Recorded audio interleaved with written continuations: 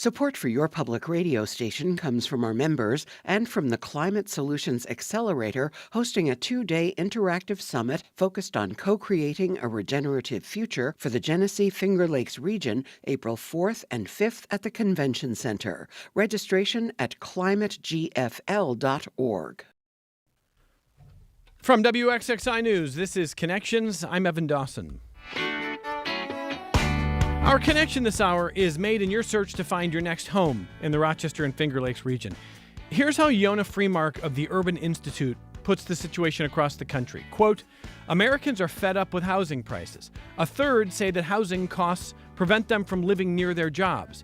Tens of millions of families in the United States are paying more than a third of their incomes for their dwelling costs. That's the largest number of rent-burdened families in more than a decade, end quote. Everywhere we turn, we hear a similar refrain. Demand has far outpaced supply. Demand has far outpaced supply. What typically follows is a fair and simple question. Why don't we just build more housing then? The housing crisis is complex. We don't seek to oversimplify the issue this hour. But the basic equation of supply and demand is not all that complex, and American cities that are building more housing tend to have cheaper home prices. Here's Freemark again, writing about how supply and demand is basically the answer until you get to the very bottom of the income scale. He writes, quote, in a new analysis, I find that in high housing cost metropolitan areas, more housing construction is associated with higher housing affordability for the population on average. Less restrictive land use policies likely explain part of this outcome. The Houston region, for example, has less restrictive zoning policies, more housing construction, and higher overall affordability than the Boston area. Yet less restrictive zoning and high rates of housing construction alone are unlikely to meet the needs of the households with the lowest incomes. For those families, affordable housing is substantially more accessible in the Boston region than in the Houston area, in large part because of the greater availability of public subsidies for affordable units in Boston compared with Houston, end quote. So a month ago, at the annual State of the Real Estate Industry event in Rochester, the CEO of the Greater Rochester Association of Realtors unveiled some new data and talked about a new initiative called Reimagine Rock Housing. It's a community-driven initiative focused on addressing the housing shortage in Rochester and the region. And we asked them to come on the program, talk about more of what's actually happening here and what may be changing, hopefully for the good in the near future. Jim Yockel is the CEO of the Greater Rochester Association of Realtors. Welcome back to the program. Thank you for being here. Thanks for having me. And also with us in studio, Pat Casado is managing partner of Underberg and Kessler LLP. Welcome. Thanks for being here, Pat. Thank you. And welcome to Kim Chiswick, who is vice president of Fairway Independent Mortgage Corporation and a past president of the Mortgage Bankers Association. Welcome. Thank you for being here as well. Thank you. Let me just start with Jim and just ask you if it is still as tough as it feels around here. Have things turned for the better in any meaningful way? No, it is still as tough as it feels, maybe a little worse than last year at this point.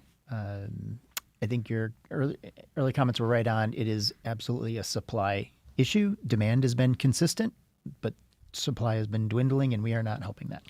Well, so I said I don't want to oversimplify it, but let me go ahead and oversimplify it. Why don't we just build more housing, Jim? It sounds easy. It is not, and regulation is part of it. We have been working at this for many years, and housing decisions are local, and every town, city has its own ideas of what they want to build. Zoning codes can be overly restrictive, so a lot of our work has been trying to convince people that it's time to think differently about housing, and we need to be open to a different method of creating housing. We can talk about what some of those things are, but we are oftentimes our own worst enemy. Well, so this hour, I want to try to paint an accurate picture of what people are experiencing. And listeners, as I said, if you've been trying to find a house, if you're looking for your first house, if you're looking to move, downsize, maybe upsize, whatever the case may be, I do want to hear what you are experiencing. But certainly there is a lot of data that bears out what Jim is talking about. And, we've talked to Jim and his colleagues pretty much annually on this program for years now. And here we go in the same kind of cycle where it's a supply and demand issue that really is tough if you want to be buying. Although pretty good if you want to be selling, right, Jim? I think so, yeah. Although if you're selling, you might also be buying. which complicates things. Exactly. Yeah. So it's 844-295-TALK, listeners, if you want to call the program. It's toll free, 844-295-8255, 263-WXXI if you're calling from Rochester, 263-9994. You can email the program connections@WXXI.org. And before I turn to Jim's colleagues across the table, I just want to mention, reading some industry data myself, Redfin published a report showing that Rochester tops the list of major U.S. metros with the least months of housing supply in the market, giving buyers fewer homes to choose from and less leverage for negotiation. They write that in January, Rochester had just over 1 month of supply, far less inventory than is available nationwide. Across the country, there's just shy of 4 months of supply on the market. Major markets across the Northeast are still tilting in favor of sellers because of the limited supply available and higher buyer demand. Active listings are down nearly 6% in Rochester from a year earlier. Is that accurate? That is. I looked this morning in Monroe County. There are 294 homes for sale. If you expand that out to include Orleans, Ontario, Livingston, Wayne, it is 510. 10 years ago, that would have been about 3,000. Wow. So 510 in the greater county, the multi-county region. Right. 3,000 a decade ago. So it's just over 1/6 the supply. Exactly. Okay. So, but I presume there's probably roughly the same amount of people looking as there would have been 10 years ago. Well, right? and that was my point. Demand is pretty consistent. We can see the new listings are pretty consistent. Sales have been fairly consistent. The supply has just plummeted. And the number one reason, there's two main reasons. Number one is lack of construction. Kim, what are you seeing out there right now? Make sure you grab that microphone, pull it real close to you, Kim. There you go. So, yeah, a lot of the same. I collect data from some of the participating lenders within the Mortgage Bankers Associations, and they send monthly information about how many applicants have come through.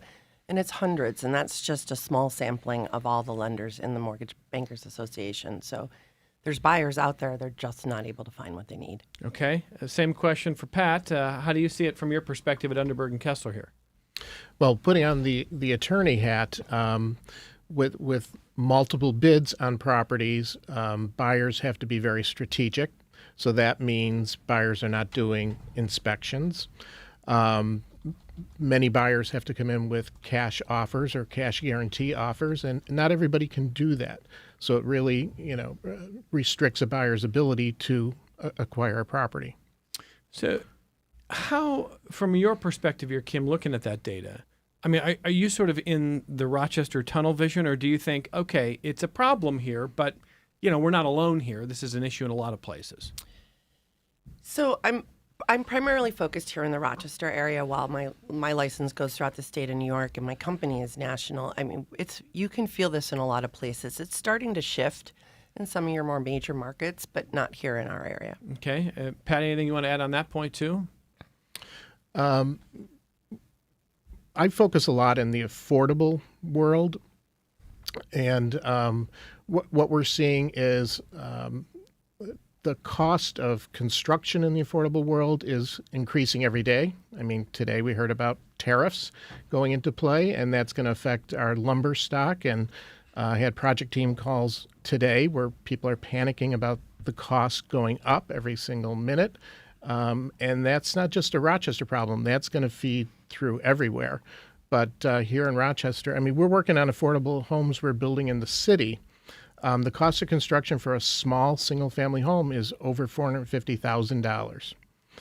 And that has to be subsidized through grants and other programs. The cost to construct a new single-family home. Yes. In Rochester? In Rochester, New York. In the city proper or in the region? In the city. Okay, $450,000. We're talking 1,500 to 2,000 square foot houses. Yeah. Okay. Over $450,000. And if you go into the suburbs, no one's really building a house less than $500,000. So when we talk affordability, it's a significant problem across all aspects of home buyers. Until that number comes down, you're not going to see more people entering the market to actually build. Is that fair?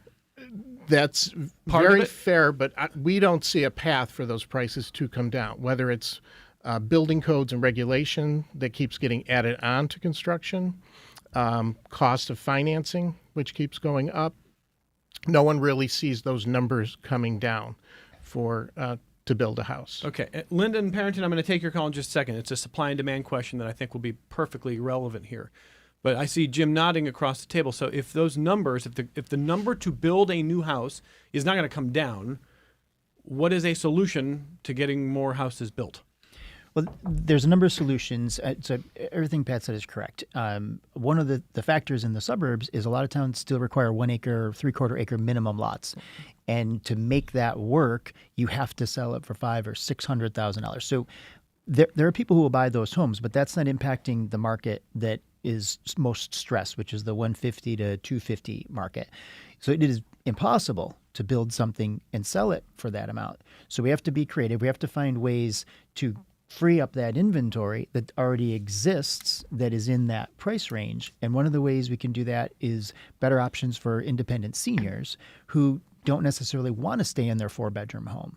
I can give you some stats on that dynamic, but if we could find more appropriate housing to what they want, which is low maintenance, single floor living, close to village centers, city centers where there's activity, you could free up hundreds or potentially thousands of homes in that price range that is so much in demand that you can't build to. So make sure I'm describing this correctly.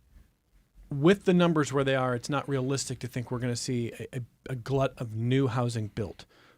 However, we have a significant number of people who, for various reasons, they may be living alone or with a partner, but their kids are gone, and they may be willing or wanting to move if there were good options, and that would Correct. free up their housing stock. Correct. So you take existing inventory that is not currently available, change the conditions, make it available. Yeah. Okay.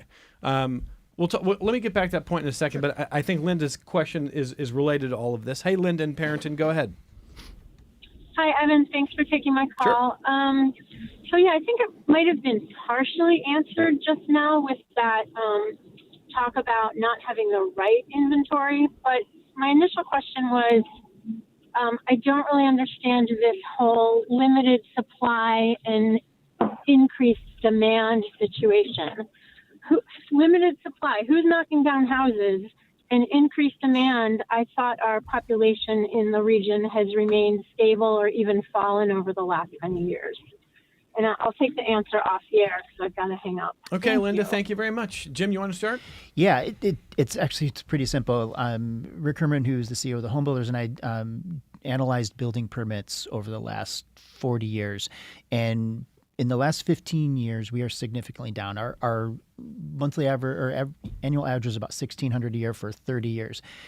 Last year, it was in the 200s or 300s. So if you just go from our normal trend of building, the last 15 years, we have underbuilt by almost 18,000 homes. Say that last part again. We have underbuilt from our traditional long-term average by 18,000 homes in the last 15 years. So the new supply that generally comes on has just not been coming on. So everything else, we're not knocking down homes. Yes, we're losing population, but this other factor of adding new homes to the market has basically stopped. And so if we ended up in a situation addressing, just to take one example, senior living as you describe it, does that count as new homes if we build a bunch of new units for seniors? Are you talking really single-family dwellings for the most part there? Yeah, single family. So we're probably not – the conditions in the market don't really look like that problem is itself going to be solved without some creativity elsewhere. No. And I think Pat could probably chime in on the senior housing, even that we're underbuilding for the demand by quite a bit. Okay. Yeah, Pat? Yeah, correct. I also do work in the low-income housing tax credit area, and every time we build a new facility, a new project, they're filled immediately. The demand is so high. Every market study we do for senior housing, it's off the charts. So these can be filled immediately. And as Jim was saying, folks want a place to go. And these projects or multi-senior units are extremely popular. But we have to think about what happens to that home that the senior is leaving. The senior doesn't really want to be there. They don't want to maintain. And probably the municipality has given exemptions on the tax roll. So coming full cycle, that property can be resold to someone who doesn't get those tax advantages. It's a benefit to the municipality to fully tax a property that a senior is living. living in. Pat, can we? I want all of us to understand the tax advantages you're talking about. So, if I'm living in a house for 40 years, kids have grown, they're out of the house, and it feels, maybe I've retired, it feels difficult for me to afford it. Are there breaks, advantages that keep people in homes right now? Possibly. So, as a senior, you could be getting senior enhanced star based on your income. Yep. There may be veteran exemptions, et cetera. So, the taxes could easily be reduced by 50%. Now, that person would need somewhere to go Yes. because of limited income, and that's why building more affordable housing is an advantage. So it's a mixed picture here. There's going to be people who want to stay in their homes forever, for the rest of their lives. Right. Understood. There's also people who would move if they could. They might downsize. They might go to one of these new developments that we've been talking about if there's a good option there. There's an affordable option and an open option. And it sounds like part of what Pat's point is that may be good for everybody, including the municipality, who might get a full tax bill depending on who moves into that house. Yes? Exactly. And the upkeep of that property. What we find is folks, in their 60s, 70s, 80s are not keeping up the properties. So someone new comes in, someone younger, they start rehabbing, remodeling, and it, again, brings life to these properties. Kim, what are we missing in this equation? I think just to reiterate that, there will always be someone for a new build, but the first-time home buyers aren't looking in that space. They're looking in that 150 to 250, which is the real shortage in the area. And creative ideas like that will help get them inventory that they can buy and afford. Okay. So how much of this now, let me ask our guests, how much of this now is the market working itself out versus some kind of intervention in terms of policy? Probably on the state level, maybe on the local level. Jim? I think it's significantly in the policy level. We can't continue doing what we're doing. There are really good builders out there. They do the best they can, but the numbers just don't add up to create any new housing that's under, we'll just say, 500,000 because of the infrastructure costs, the labor costs, the material costs, the regulatory costs. It just keeps going up. Last I heard, close to 50% increase in costs so from 2019 pre-COVID for a lot of reasons, but they haven't come down. And that's not going to change. You're not going to all of a sudden see lumber go in half. So we're stuck in this cost to build a new home. You can make the footprint smaller. I had a builder tell me that the difference between a 2,500 square foot and a 2,000 square foot home is a lot of empty space. That you still have a kitchen, you still have a bathroom, you still have a foundation, you still have a basement, you still have all of the outside structure. Shrinking the size doesn't get you the savings you think it does. So we talk a lot about higher density townhomes, condos, doubles, triples, quads in the city, and that helps, but you still can't get the average cost down into that 250 range. Oh, boy. Again, listeners, it's 844-295-TALK if you want to share your experiences in this regard, or if you have any questions that our guest can answer for you. 844-295-8255. 263-WXXI if you're calling from Rochester. 263-9994. And again, you can email the program connections@wxxi.org. Jim, I think journalists have been taken with easy stories, hopefully true stories of places like Austin, Texas, among other markets that have seen housing booms, or at least from what I've seen, reported a significant amount of new housing built, trying to ease some of the supply and demand and the inventory issues and that pressure on prices. I mean, even Austin, from what I'm reading, is having a hard time keeping up with the pace of demand, and they've kind of seemed to be very open to new builds or have changed some of the conditions there. So is there a single city or market that you look at and say, that's the model? That's what we have to do? I don't. Every city's different. A lot of those cities that had these housing booms have a lot of sprawl. Houston is on, I think they're starting to construct their third expressway outer ring because there's space there, and they just keep going out.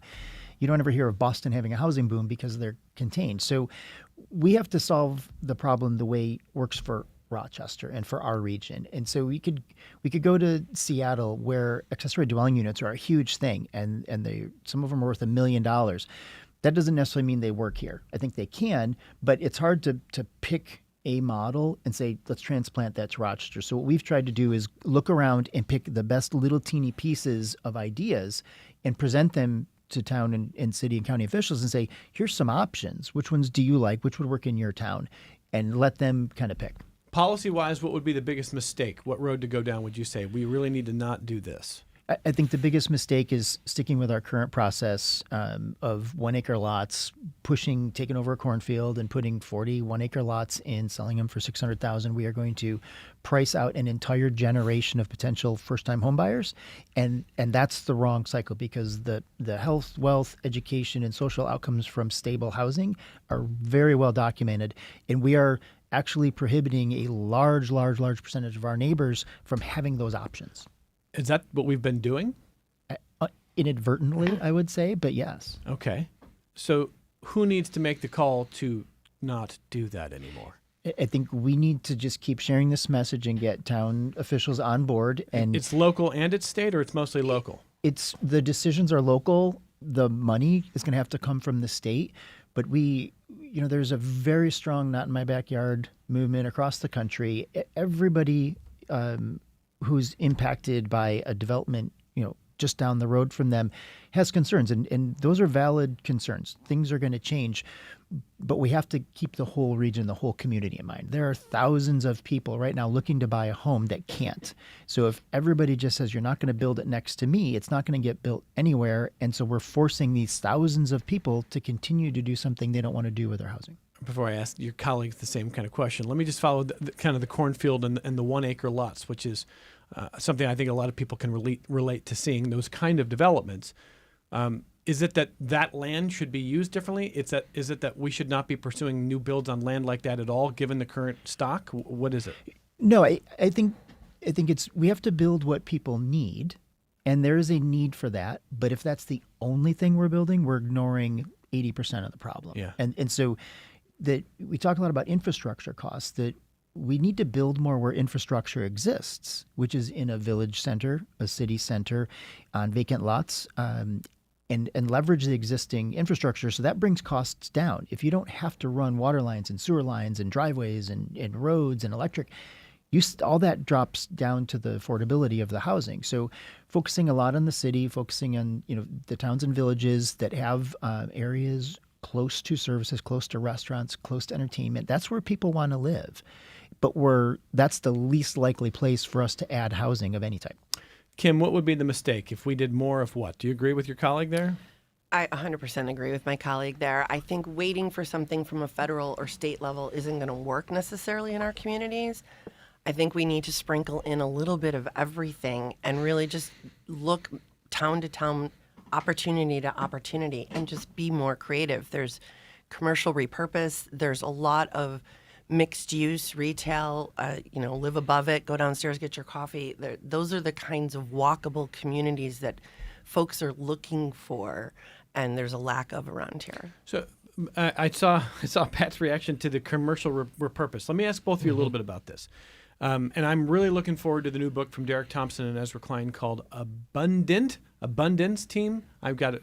It's a brand new book, and I haven't read it yet. I've been looking forward to this. One of the points they make is that even Ezra Klein, a longtime sort of progressive columnist for the New York Times, says in Democratic-controlled cities, it's too hard to build, and it's too hard to repurpose, and it's too hard to do new things.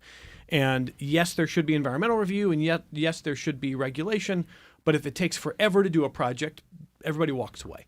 And too often it takes forever to do projects. And there has to be a happy medium where we say, we have a big problem, we need a solution. So when you talk about repurpose, that's in that category where people will say, well, I mean, we were just talking about the problem of homelessness last week. And people are saying, well, I'm looking at all these, an empty Big Lots here and an empty warehouse here, and can this be repurposed? Can we build new shelters? And the answer was like, boy, it's harder than you think. There's a lot more rules and regulation than you think. Even when a place looks like it's tailor-made for it, it doesn't always work out. In fact, it often doesn't work out. Is it too hard? Is it too regulatory? Is it another issue here? How do you see it? I think all that's true, and sometimes it does feel like you're moving really big rocks around, but I think if everyone's on the same page and working towards that goal, that helps alleviate some of those. So that's really kind of the key idea, is making sure everyone's connected about what's the best purpose. and can move things forward a little quicker. Because you see some commercial properties that could be housing properties. Absolutely. I think you could point to one in almost every township.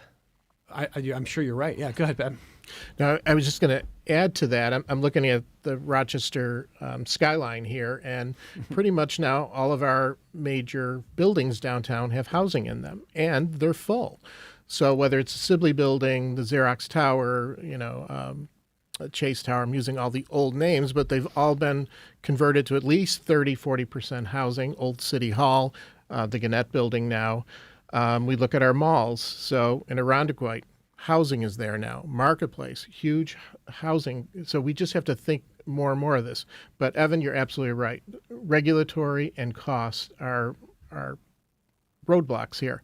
I just completed a project that's being started in Elmira, an old school that's been around for probably 90 years, is being converted to housing.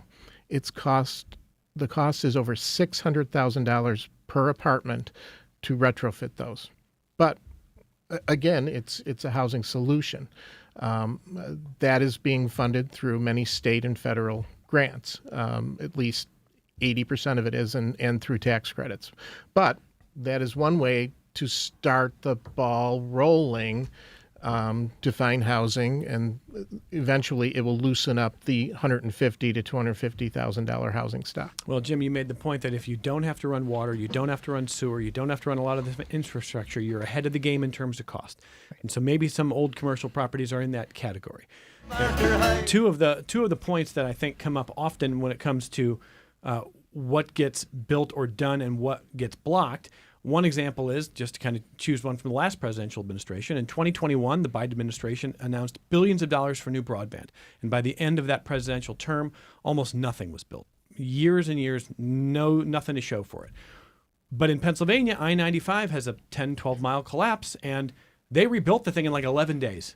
And Governor Shapiro was like, we're not waiting. We are doing this. We're finding a way to do this. And they got it done. Right. So it's an indication that if it's prioritized, I'm not saying, again, you run roughshod over every regulation, but if it's prioritized, maybe it doesn't take 10, 20, 30 years, right?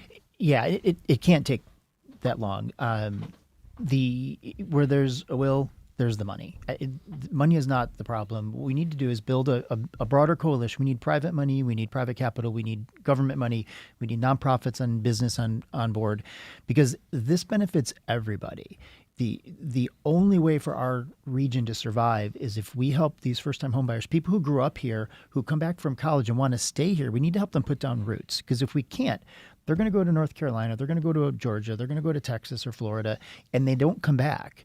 So we have the ability to control our destiny still for a little while. But housing is a critical piece, and we have to find ways to give those folks what they want at a reasonably affordable price so that they can stay here and contribute to our community. After we take this only break, we've got your phone calls. If you're on the phone, we're coming to you right after this break. If you've emailed, we'll share your thoughts as well as we talk about the supply and demand and this long-standing challenge in our region of providing the housing that people want, need, and can afford. Jim Yockel is president.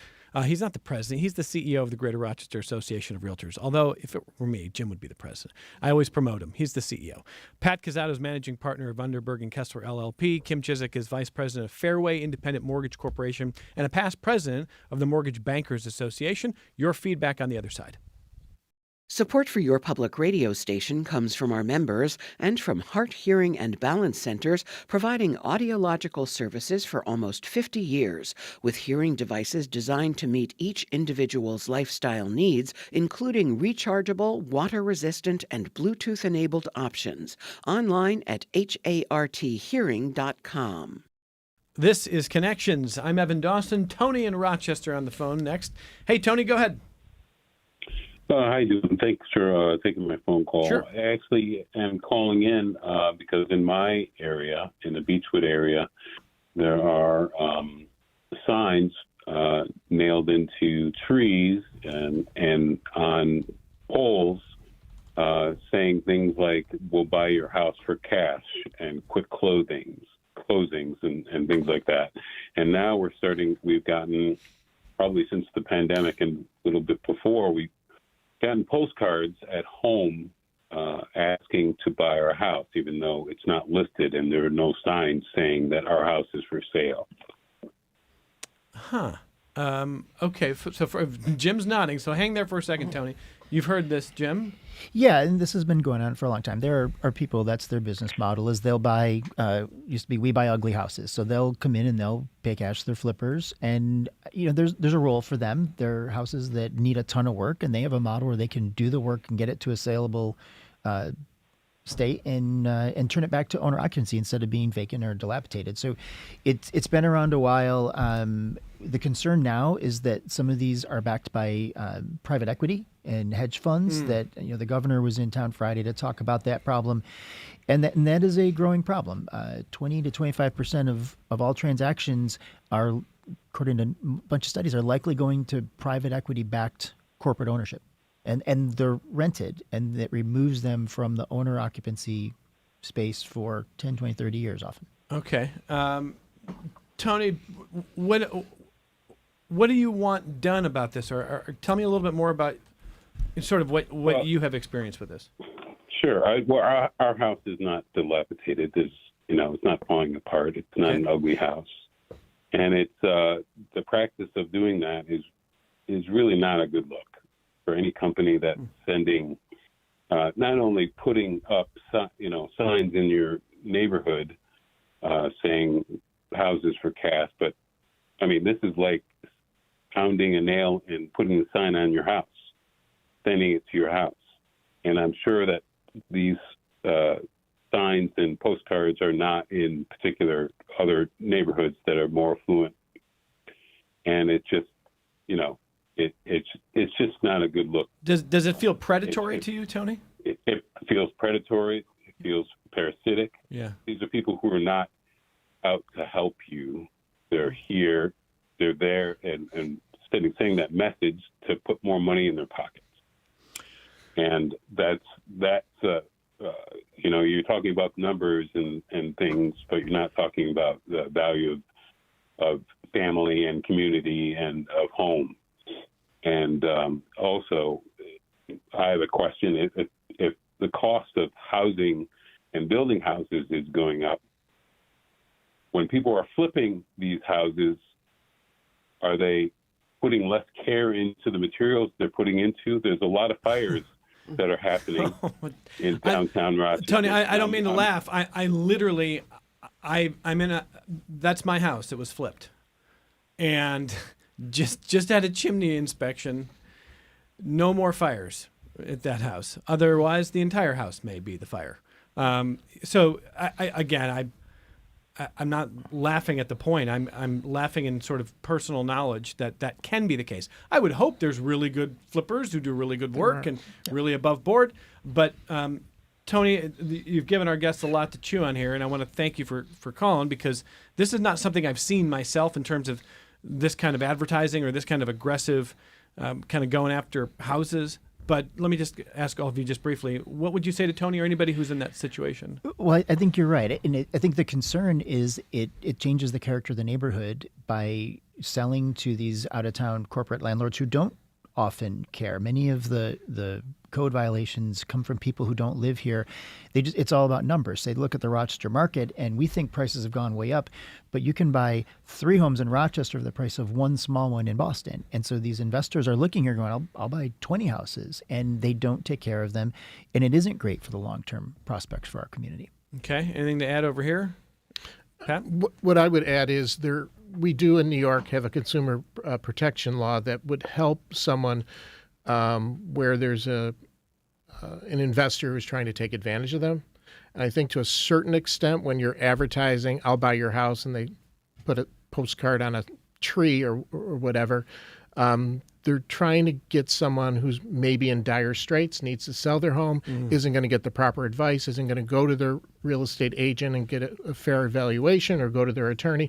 But in New York, we do have a law that protects folks who may be behind on their mortgage payments or in default, that an investor actually has to purchase the property for at least 82%. I know it's a weird number, 82% of the fair market value. Otherwise, the transaction itself can be reversed for up to 2 years. So New York has looked out for folks. That law's been in effect since the mortgage crisis of 2007. Yeah, if someone's posting signs like that, maybe contact the municipality, because I'll bet you there's a sign ordinance that Oh, interesting too. take those down. Pat, So, Love a lawyer. great info from Pat. Always got to have a good lawyer here. Thank you, Pat Casato, who's managing partner at Underberg and Kessler. But to Tony, I would just say I hadn't heard of this. And at first glance, you go, well, it's not a big deal if you're not looking to sell your house. But when you think about the people who would end up selling in that spot, you're probably not going to get yourself the best situation if what convinced you to sell was a postcard pinned up on your tree. So, and maybe you are desperate if you're in that spot, and maybe you're in a hard spot in your life, and that's not the ideal way to do it. So, Tony, very good information. Thank you for that. I appreciate it. Let me grab a couple other calls, and then I want to hit a couple of other points with our guests before we go for the hour. This hour is flying. Hi, Colin from Rochester. Go ahead. Hi. So I'll admit I'm not super educated on all of this, but for people who's like buying a house is sort of out of their scope, I'm more worried about like single units and all of the abundance of dilapidated structures throughout the. And I was wondering like what the obstacles were for redeveloping those and you know. Yeah, sure. I lost you over there for a second, Colin, but I would think, Jim Yockel, it depends on the actual overall condition. There's probably a wide range, but what's the answer? Well, I think it starts with understanding who owns the property. Some of these dilapidated properties may be in foreclosure. They may be owned by an entity that doesn't have the ability to rehab them for whatever reason. Our foreclosure process in New York State is very extensive. But we talk with the city regularly. There's a lot of vacant lots. There's a lot of structures that need some care, and trying to figure out how we can most effectively and efficiently and affordably turn those back to productive housing. Okay. Pat? I would just add to that, because I do represent a couple of not-for-profits that specialize in rehabbing homes, and in the city, there's huge costs to remove the asbestos and the lead paint. You're talking probably $100,000 to $150,000 to do it properly. Wow. In a very old home. So you have to be careful when you get the flippers who aren't taking care of these things. But that is the biggest impediment to bringing the housing stock back to life in the city. Okay. Thank you, Colin, for that. Let me get Dorothy in Rochester next. Hi, Dorothy. Go ahead. Hi. Yes, I live in the J. Child Street area, and I did see they were going to rehab Tent City, but before they put in all that good housing in the neighborhood, there's so many other problems that should be addressed, including drug houses, drive-by shootings, prostitution, car dealerships all over Lyle Avenue that obstruct the streets on the side streets. They park cars illegally. It's just like it's a real mess. And I think they should also address all those problems while they're fixing up Tent City. Dorothy, thank you. I don't know if that's beyond the scope of what our guests can talk about here. I think Jim's saying probably a little outside of your scope there. Yeah, I think you're right. It all ties together. But stability in housing is one of the drivers to solve those other problems. And rehabbing that building becomes an anchor for investment in that neighborhood, which tends to limit some of the other things. But yeah, there are many problems that we need to address. We think housing is at the base of all of it, though. Dorothy, thank you for that. Bonnie in Rochester next. Hi, Bonnie, go ahead. Hi, okay. Yeah. I don't know if you know the term living in place. I live in an older home in the northeast part of the city, and, it's kind of, I'm not going to leave it right away, but it would be considered more affordable. However, this is a focus primarily mostly for maybe elder people. Houses get old, and you need repairs, and the repairs can be expensive. So, being able to live, continue to live in your home is important, and we need to find a way to help with the repairs. Now, if you don't, what happens there is that people have to leave their home. They take money they get, for the home. Then they have to pay for an apartment for years. And I just ran into some people that didn't even realize that, and they were furious because they really didn't want to move. Now, I just want to get this in quickly, is that our neighborhood 2 years ago gave an idea to the city to have an arrangement for getting those, a worker-owned co-op in the neighborhood so that you could have repair people for your, repair. And we haven't heard anything, but it's an idea that I think has some merit. And we also said we'd get Section 8 to pay for a lot of it because Section 8 has a long history of building houses and things, so they might as well help with this. Bonnie, thank you for that. Anything that can be added there to help people? Pat, anything stand out?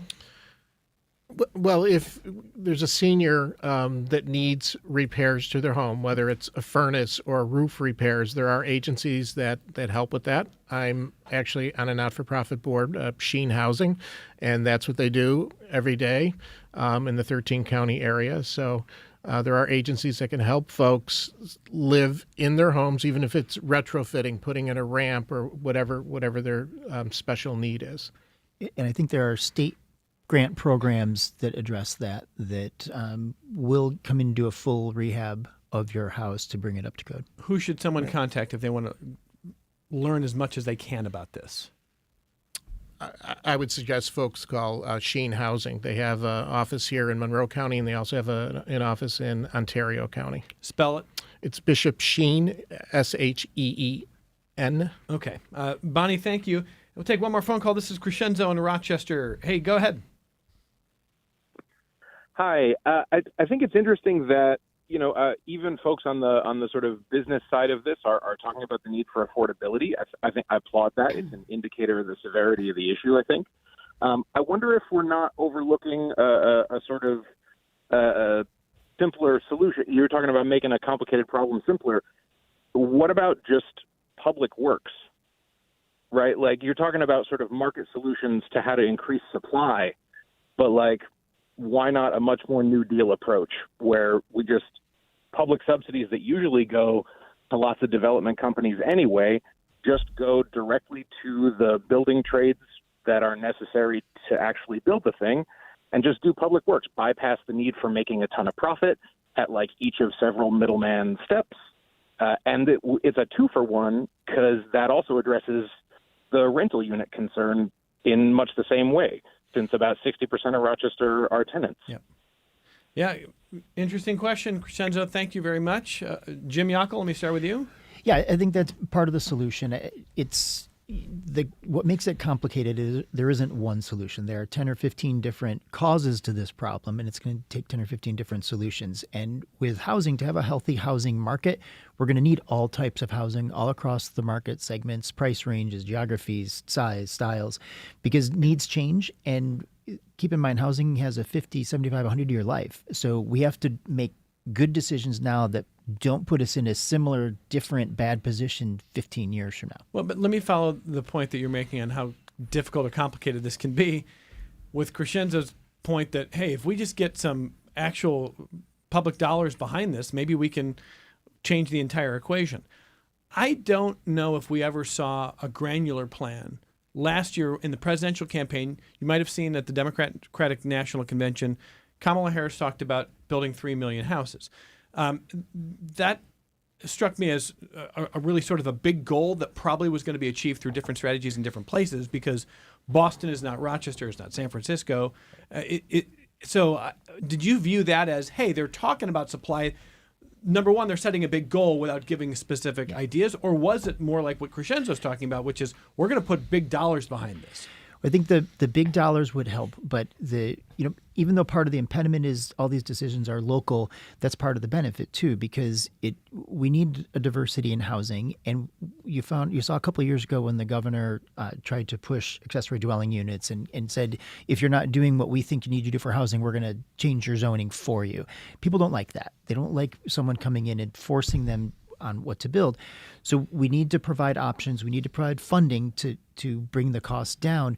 But we also want to create the type of housing people want. And the developers, as a for-profit enterprise, only build what they can sell, which is what people want. So they are filling the demand that is presented to them. We just need to get a little bit out of their way and give them a little help on the infrastructure and be open to more new ideas. And it all kind of comes together to create a long-term, vibrant, diverse housing market. Crescenzo, thank you. And one other note here. Tom sent me a note asking, is it easier or harder to get a mortgage than it was before the 2007-2008 subprime mortgage crash? So I don't know, Kim, do you want to address that one? Is it easier or harder to get a mortgage generally these days?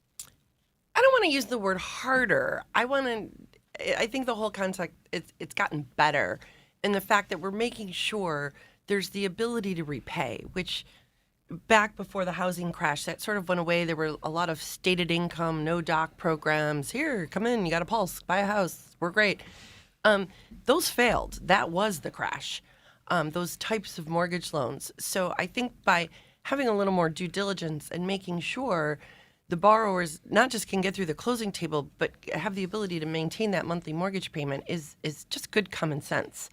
So I don't want to make it's a better system now?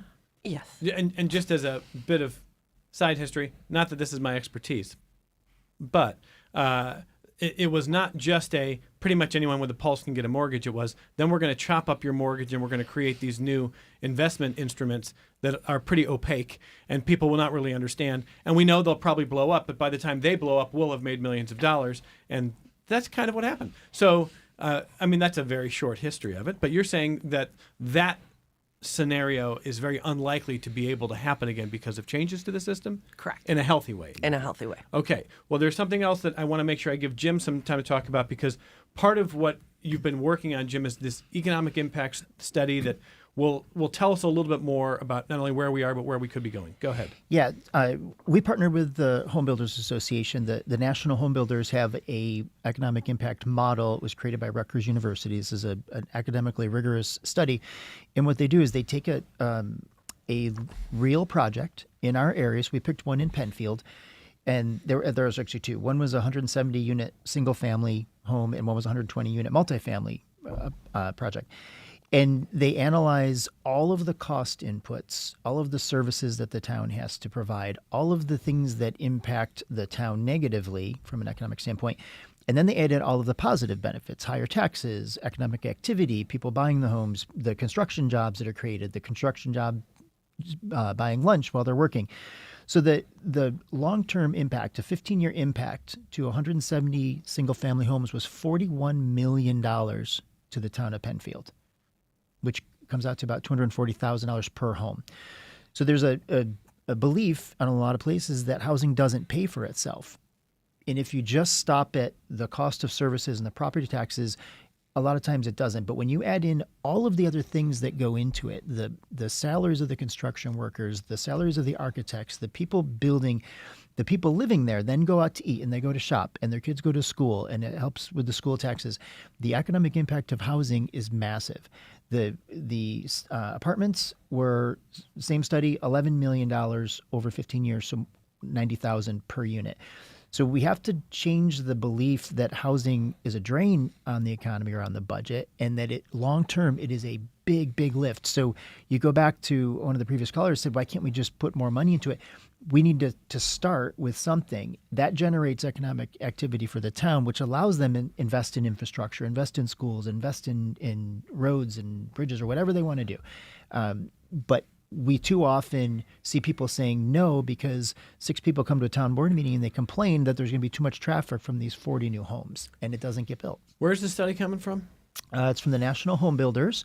It was built by Rutgers University. If you want to read the whole thing, you can go to our website, reimaginerockhousing.org, and under the research, there's a PDF of the study. Reimaginerockhousing.org, which we will also link to in our show notes, because I would never question Jim Yockel, but I would try to verify. Yeah. And that's a pretty big promise. Yep. That we often hear about, well, this tax cut's going to pay for itself, or this project's going to pay for itself. But you're saying that the data is pretty strong on this. You really feel strongly about it. The cynical part of me would say, well, of course you, Jim Yockel, think so. But it's pretty good data, you think? Yeah. Okay. Yep. This is a third-party study. We don't have any thumb on the scale. Do you think political leaders are listening to this? I think so. One of the things that I notice is changing is now when you talk to someone, everybody knows a handful of people who have an adult child living in their basement because they can't find an apartment, or someone coming back from college and they have to move to another state. It's not a secret anymore. Everybody knows. And now people are saying, so what do we do about it? 3 years ago, I was like, you sure? I'm not so sure. Now everybody knows. And the numbers bear it out. There just isn't enough housing. We are the worst market in the country for lack of housing, and that's driving prices up, which is not good for people who are looking to become owners. We're the worst market in the country. We're not like in the bottom half. Nope. We're number one.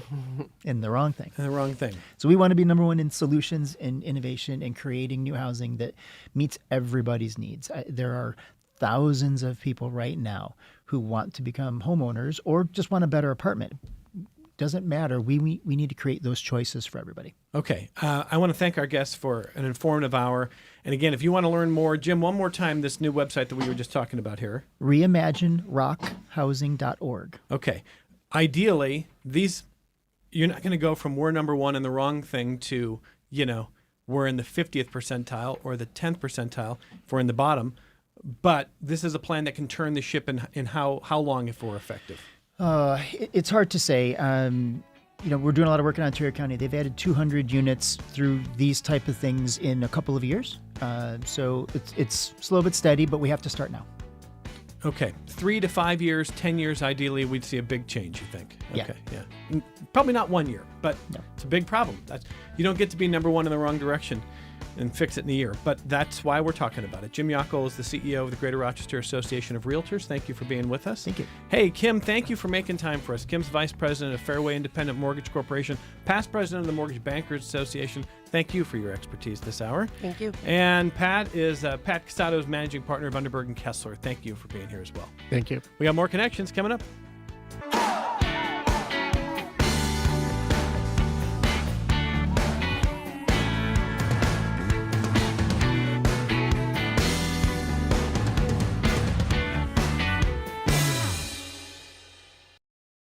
This program is a production of WXXI Public Radio. The views expressed do not necessarily represent those of this station, its staff, management, or underwriters. The broadcast is meant for the private use of our audience. Any rebroadcast or use in another medium without expressed written consent of WXXI is strictly prohibited. Connections with Evan Dawson is available as a podcast. Just click on the Connections link at WXXInews.org. Support for your public radio station comes from our members and from Excellus Blue Cross Blue Shield, believing that everyone deserves to be cared for and to live well. Through community investments, partnerships, and education, Excellus Blue Cross Blue Shield is working to address health inequities. More at excellusbcbs.com.